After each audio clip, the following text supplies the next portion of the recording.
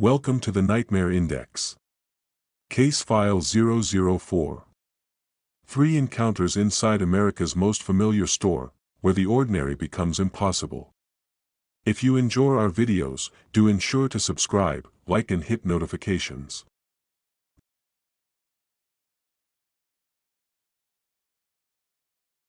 Vesper Calloway took a night stocking job at Walmart in January 2023.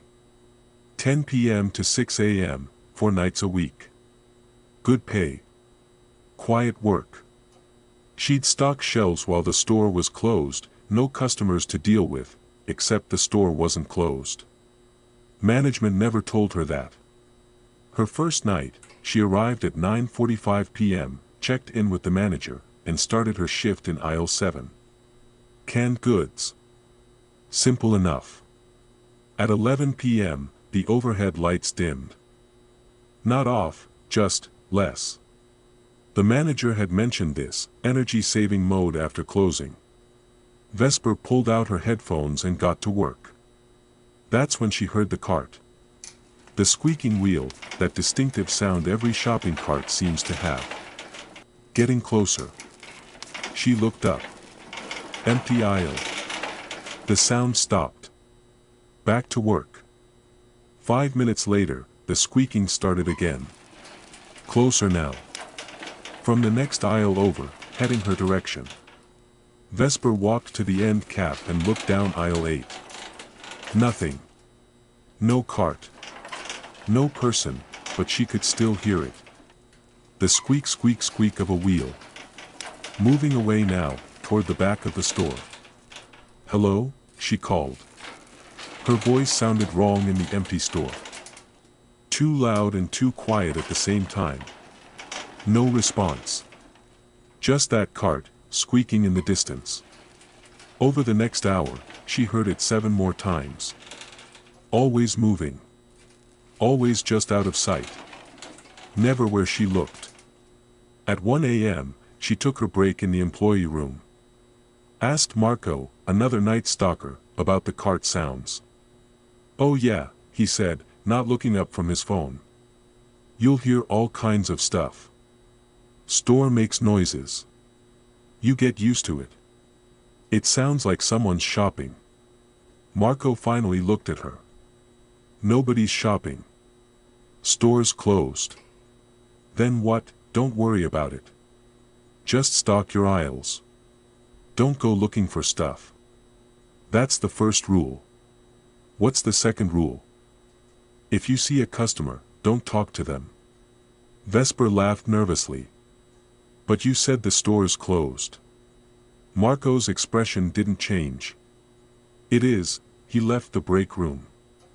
Vesper sat there, the fluorescent lights buzzing above her, trying to process what he'd said. "If you see a customer, don't talk to them." She went back to her aisles. For the next hour, everything was fine. Just work. Boxes, shelves, scanner. Normal. Then she saw him. Aisle 12. A man in a thick winter coat, hood up, standing completely still in front of the cereal. Not shopping. Not moving. Just standing. Vesper's stomach dropped. She remembered Marco's words. Don't talk to them. She kept her head down and moved to the next aisle, trying to focus on her work. Her hands were shaking as she stocked soup cans. The squeaking cart sound started again. Loud. Right behind her. She spun around. The man in the winter coat stood 3 feet away, but still up, face in shadow. He wasn't moving. Wasn't breathing. Just standing there in absolute silence. "Sir, the store is..." The words died in her throat. His cart was empty. Completely empty. But it was squeaking, the wheel turning even though the cart wasn't moving. The man's head tilted slowly to one side. Too far. At an angle that necks don't bend. Vesper ran. Dropped the box she was holding and ran for the front of the store, her footsteps echoing in the vast empty space. Behind her, the squeaking followed. Faster now. Gaining. She burst through the employee door into the back area. Marco was there, along with two other stalkers. There's someone in the store. There's a man in aisle 12 and he. Stop, Marco said firmly. Deep breath. You saw a customer? Yes. Did you talk to him? I started to, but, okay. Okay. Did he talk back? No, his head. Marco nodded slowly. You're okay. You stopped yourself. Good. Take 5 minutes. Then go back to your aisles. He'll be gone. What do you mean he'll be gone? Who is he? Just, don't worry about it. Finish your shift. Vesper went back.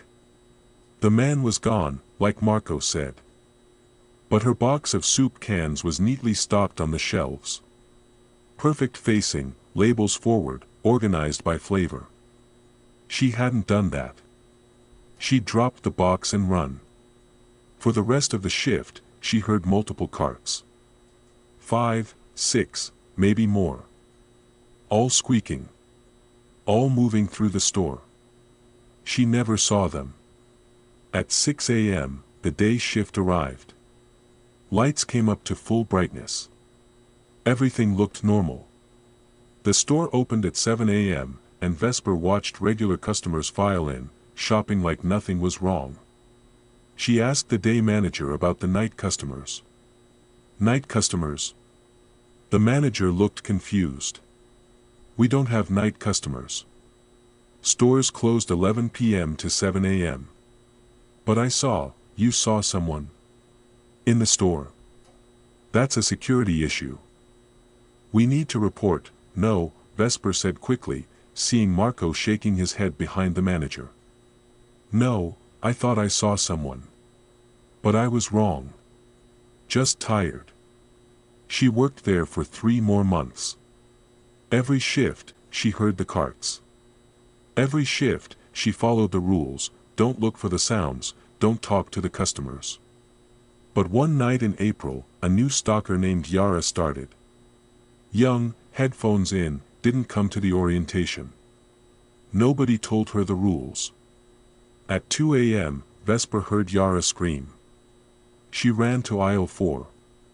Yara was backing away from a woman in a sundress, floral pattern, standing in front of the bread. The woman's back was to them, but something about her posture was wrong. Too stiff. Too still. Yara, walk away, Vesper said quietly. Right now. I asked if she needed help and she won't answer and I think the woman turned around. Her face was wrong. Features blurred, like a photograph smeared before it dried. Eyes too far apart. Mouth too wide. She smiled, and there were too many teeth. Can you help me find the milk? The voice came from her, but her mouth didn't move right. The words were delayed, like a badly dubbed movie. Yara, run. They ran. Behind them, more voices joined. Excuse me. Where's the bathroom? Can you check the back? All with that same delayed, wrong quality. They burst into the back area. Marco and the others were already there. Like they'd been waiting. She talked to one. Marco asked. It talked first. Vesper gasped. It asked her a question. Marco's face went pale. They never ask questions. They never talk first. From the store floor came a sound. Not squeaking carts. Footsteps. Dozens of them.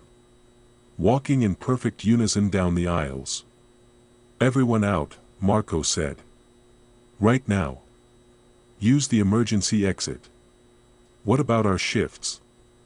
Forget the shifts. Go. They ran for the back exit. As Vesper pushed through the door, she looked back. The doorway to the store floor was filled with figures. Men, women, children. All in regular clothes. all standing perfectly still.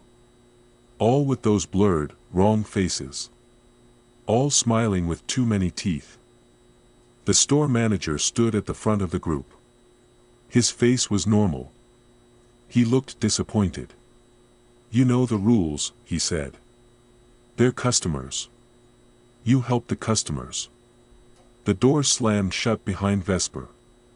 She never went back. None of them did. When she called HR to quit, they had no record of her employment. No paychecks. No tax forms. No record she'd ever worked there. But her bank account shows deposits. 4 months of them. From a Walmart that, according to corporate records, closed in 1997. Last week, Vesper drove past that location. It's still there. Still operating. The parking lot was full at 2 p.m. She sat and watched for an hour. Saw people go in with shopping carts. Nobody came out. At 2:47 p.m., she saw Marco walk in through the front door, wearing a vest. Starting his shift. When she texted him, the message failed. Number disconnected. After the encounter, Vesper moved to a different city.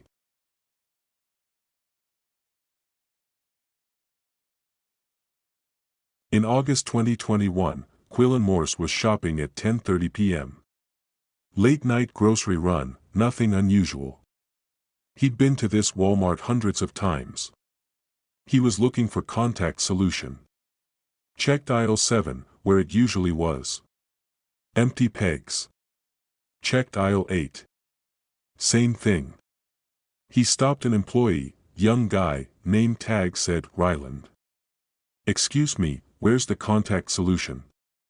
Ryland looked uncomfortable. Aisle 19. 19. This store only has 18 aisles. 19th aisle is in the back. Past the pharmacy. Not many people need to go there. Quillen thought that was odd, but whatever. He walked past the pharmacy, which was closed, its metal security gate pulled down. Beyond it, the store continued. The lighting was different back here. Older fixtures. The floor changed from tile to plain concrete. No music playing. No other customers. And there, on the wall, a sign reading Aisle 19. The aisle stretched back further than seemed possible.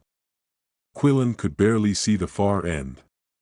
Shelves on both sides, but instead of organized products, everything was jumbled. Random items. A blender next to motor oil next to a single shoe next to children's toys. And the contact solution. Right at the front, like it was waiting for him. He grabbed it, relieved. Turned to head back to check out. The pharmacy security gate was down behind him. Locked. "Hey." He rattled it. Solid. No way through. The store beyond the gate looked different. Darker. He couldn't see any other customers. Couldn't hear anything. His phone showed 10:35 p.m. Full signal. But when he tried to open any app, it just loaded endlessly. Behind him, deeper in aisle 19, something moved. He turned slowly. A shopping cart was rolling toward him. By itself. No one pushing it. It stopped 10 feet away. Inside the cart, a piece of paper. Quillen's hands were shaking as he pulled it out. Handwritten, the letters shaky and desperate, "Don't go to the END. Pick an item. Any item. Take it to the front. Don't look back." The handwriting looked old, the paper yellowed. How long had this note been in that cart? Quillen looked at the contact solution in his hand. He'd already picked an item. He started walking toward the metal gate, hoping it would open, hoping this was some kind of mistake. Behind him, he heard the cart start rolling again. Following him. The gate didn't open. He pulled on it, pushed, searched for a release mechanism. Nothing. "Hello, he shouted. "I'm locked back here." His voice didn't echo. It just stopped, like the space-swallowed sound. The cart bumped into his leg. Another note inside. "You have to go to the end now. You stopped. Those are the rules. Go to the end. Check out at the register. Don't speak to the cashier." Register? What register? Quillen turned and looked down aisle 19. In the distance, through the dim lighting. He could see it now. A checkout counter. The little light above it was on. A figure stood behind the register. Waiting. "This is insane," Quillen whispered. But he started walking. What choice did he have? The gate wouldn't open. The figure at the end was the only other person here. As he walked, the aisles seemed to grow longer. The shelves became stranger. Products that didn't exist. A box labeled "Forget" with nothing inside. A jar of something that moved. A toy that looked like a child's doll but with too many arms. Distance became meaningless. He walked for minutes that felt like hours. Finally, he reached the checkout. The cashier was an elderly woman. Name tag said Muriel. She smiled at him with cracked, dry lips. "Find everything okay?" Her voice sounded like whine through dead trees. Quillen remembered the note. "Don't speak to the cashier." He nodded and placed the contact solution on the counter. She scanned it. The machine made a sound like a scream pitched down to a beep. "That'll be $47.66. For contact solution." That was insane. But Quillen pulled out his wallet. Muriel's smile widened. "We also accept other payment." "What?" "SH," she whispered, one finger to her lips. "You spoke. You're not supposed to speak." The lights went out. In the darkness, Quillen heard movement. Lots of movement. Things coming down the aisle toward him. Shopping carts squeaking. Footsteps. Breathing. "You spoke to me," Muriel's voice came from everywhere now. "So now you have to stay. We need more stalkers. More cashiers. More customers. The store needs to grow." Quillen ran blindly into the darkness. Hands grabbed at him, cold, wrong hands. He swung wildly, his fist connecting with something soft that shouldn't have been there. He crashed into shelving. Items fell around him. He kept moving, one hand on the shelf to guide him, running deeper into aisle 19. The lights came back on suddenly. Quillen was standing in the middle of a normal Walmart aisle. Aisle 7. Customers shopping around him. Bright lights. Pop music playing. He still held the contact solution. An employee approached. Different employee. Name tag said, Crystal. "Sir, are you okay? You look upset." What time is it?" 11:47 p.m. "We close in 13 minutes. Over an hour had passed. But it had felt like minutes in the darkness. "Is there an aisle 19? Crystal looked confused. "Sir, this store only has 18 aisles. Are you sure you're feeling alright?" Quillen went to the front and checked out. Normal cashier. Normal price, $8.99. He went home and tried to convince himself it was a stress dream, lack of sleep, something explainable. But the next day, he noticed something. His receipt listed the contact solution. Time stamped 10:37 p.m. Location, aisle 19. He went back to that Walmart the following week. Daytime. Busy. Normal. Past the pharmacy, the store ended. Just a wall. No continuation. No aisle 19. But there was a door marked, Employees Only, Storage. Quillen asked a worker what was back there. "Oh, we don't go in that room," she said casually. "Manager says it's condemned. Structural issues. Been closed since before I started working here." "When did you start?" 2008, 13 years. A room that had been closed for 13 years. Has anyone ever gone in? The employee's smile faltered. There was a manager, back in 2015. Ryland. He went in looking for old inventory records. Didn't come back out for 3 days. 3 days? And nobody looked for him? Oh, they looked. They went in after him. Found him at the end of the room. Sitting. Just sitting. Staring at a wall. What did he say happened? Nothing. He never spoke again. They had to retire him on disability. Last I heard, he's in a care facility. Quillen's blood went cold. The employee who helped me was named Ryland. That's impossible. Ryland would be in his 60s now. The kid you're describing sounds young.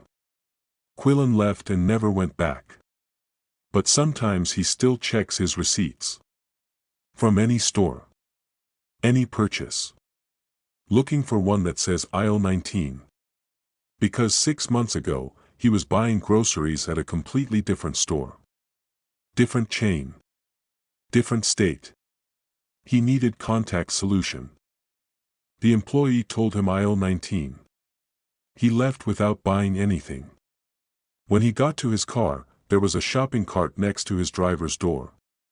Empty except for a note. The same handwriting as before, "You can't leave. You spoke to the cashier. The store doesn't forget. See you soon." Quillen moved. Changed his name. Pays cash for everything now. But last week, his new neighbor introduced herself. Her name tag, she'd come straight from work, said Muriel. "I work at the Walmart down the street," she said, smiling. "We're hiring if you're looking. Overnight shift. Very quiet. Hardly any customers." Her facial expression was not normal. After she left, Quillen didn't leave his apartment for 3 days. When he finally did, Muriel's apartment was empty. The landlord said nobody by that name lived there. That unit had been vacant for 9 months. But there's a shopping cart in the hallway outside his door now. It's been there for 4 days. Nobody else seems to see it. And every night at 10:37 p.m., he hears it. Squeak, squeak, squeak. Moving slowly back and forth.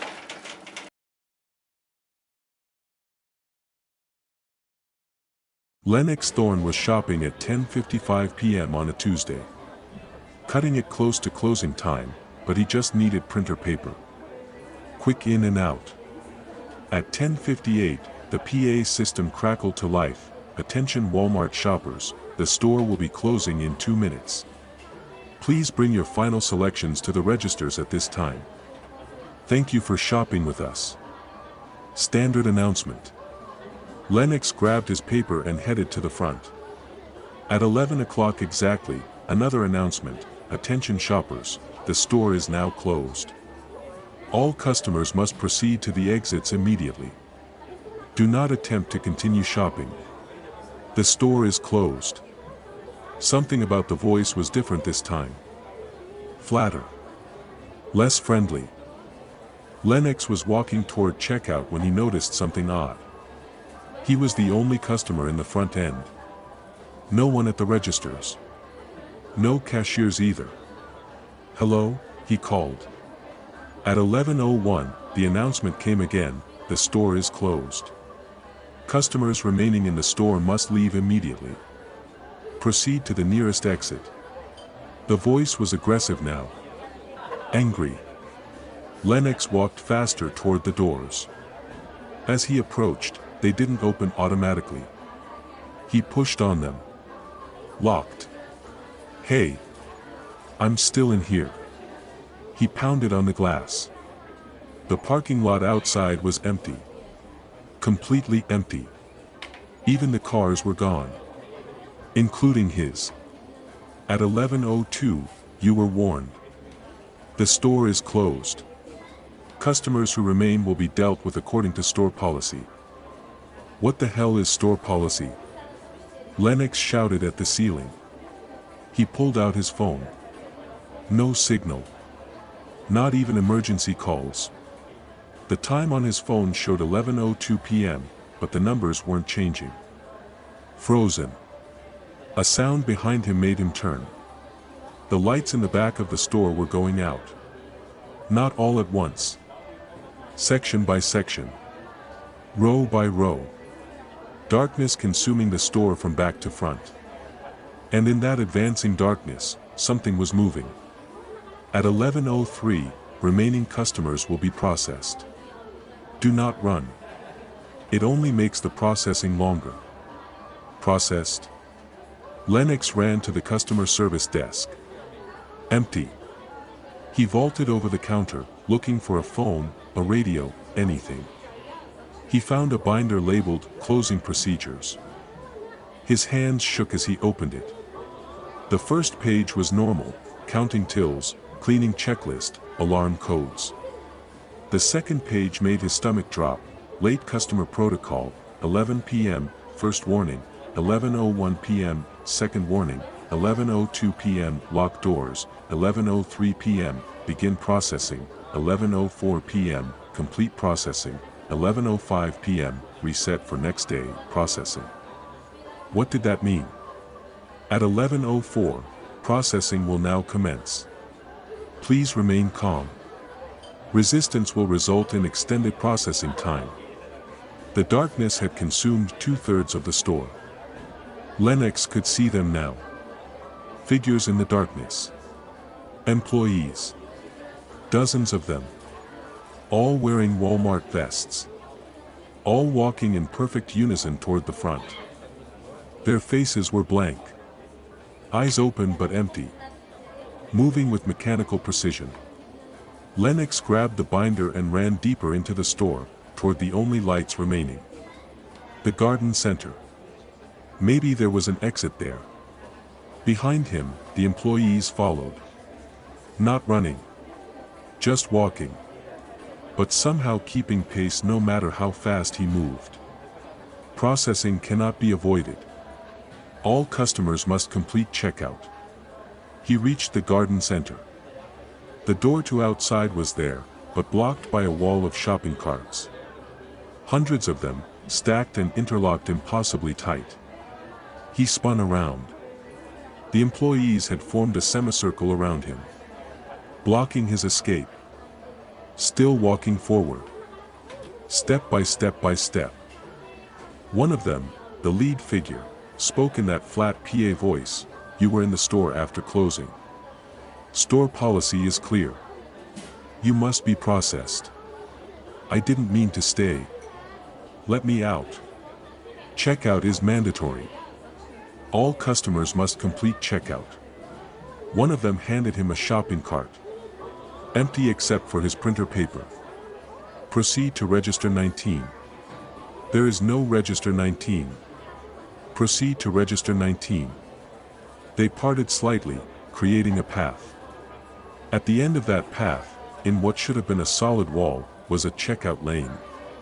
The light above it was on. The number, 19. At 11:05, final call for processing. Customer must check out immediately or be considered stolen property. Stolen property? I'm a person. The employees tilted their heads in unison. Customers who do not check out become property of the store. Store policy. Lennox had no choice. He pushed the cart toward register 19. The cashier was a woman, maybe 60, with dead eyes. Her name tag said Fenna. Her hands moved mechanically across the scanner. Beep. The printer paper. $10.22, Fenna said without emotion. Lennox pulled out his wallet, hands shaking so badly he dropped it twice. She gave him the remaining change. Keep your receipt. You'll need it to exit. She handed him the receipt. It was 3 feet long. Printed on it, over and over, customer successfully processed. Customer successfully processed. Customer successfully processed. At the bottom, return in 24 hours for reprocessing. What? What does that mean? But the employees were walking away, dispersing into the store. The lights came back on. All of them. Bright and normal. Lennox ran to the front doors. They opened automatically now. He burst into the parking lot. His car was there. Everything was normal. The time on his phone, 11:06 p.m. He'd been inside for 6 minutes. He drove home and tried to sleep. Couldn't. Just kept reading that receipt over and over. Return in 24 hours for reprocessing. He didn't return the next day. Or the day after. Stayed as far from any Walmart as possible. On the 4th day, he woke up and his apartment was different. Subtly different. His furniture was in slightly wrong positions. His photos were of places he didn't recognize. His ID showed a different address. A piece of paper on his kitchen table, missed reprocessing appointment. Customer file corrupted. Please report to store for reality recalibration. Since then, things have gotten worse. People don't remember him correctly. His mom calls him by a different name. His job has no record of his employment, but he still has to show up. He's glitching. That's the only way he could describe it. 3 encounters. 3 people whose late-night shopping trips became something else entirely. This is the Nightmare Index. Don't forget to subscribe, like and hit the notification button for more cases.